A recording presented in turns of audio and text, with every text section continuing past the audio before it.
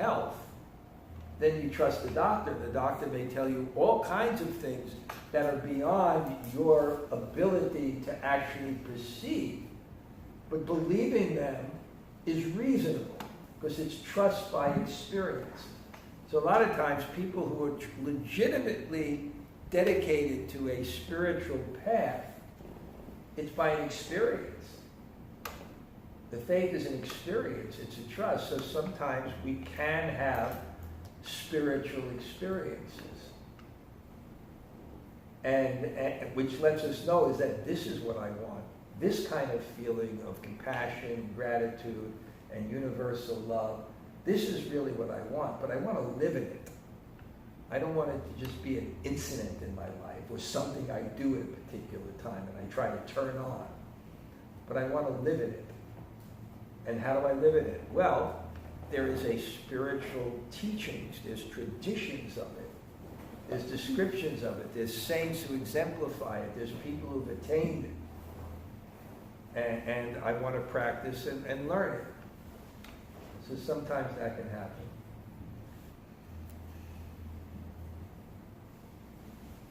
Okay.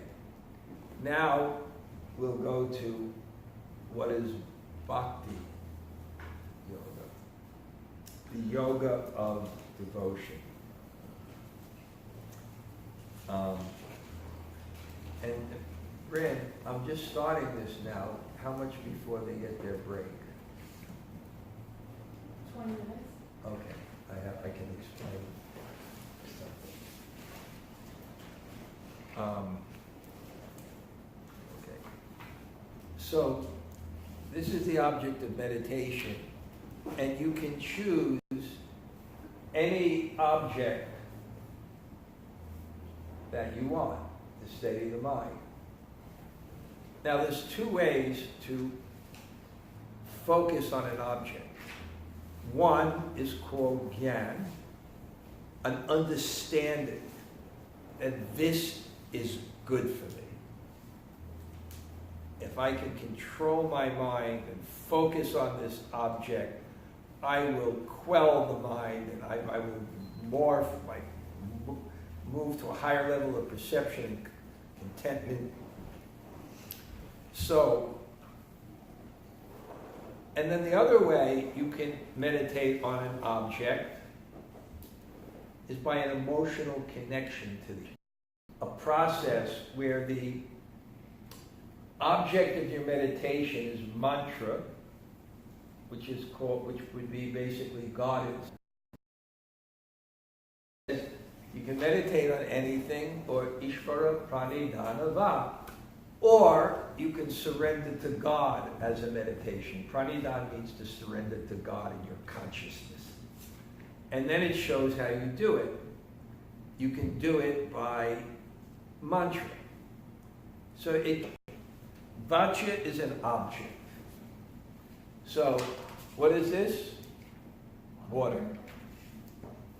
And what is so that's Vachaka is the name of the object. So what's the name of the object? Agua. It's water. I'm just showing off my tremendous Spanish. Now that I've been in Colombia, I learned 2 words. Wait a minute. So there's a difference between the object and the name of the object. If I say water, it doesn't quench my thirst. If I say water, I can't clean the floor. If I say water, I can't bathe. If I say water, I can't cook. I need the object. But the Yoga Sutra says that in terms of God or the divine, and the term used in the Yoga Sutras is Ishvara. Ishvara refers to God. In the classical sense, as we understand, a being which is omnipotent, omniscient, and omnibenevolent. It's all knowing, it's all powerful, it's all good. Now, whether you believe in it or not is not the question here. I'm not trying to convince you to believe in anything. I'm just telling you what the tradition says.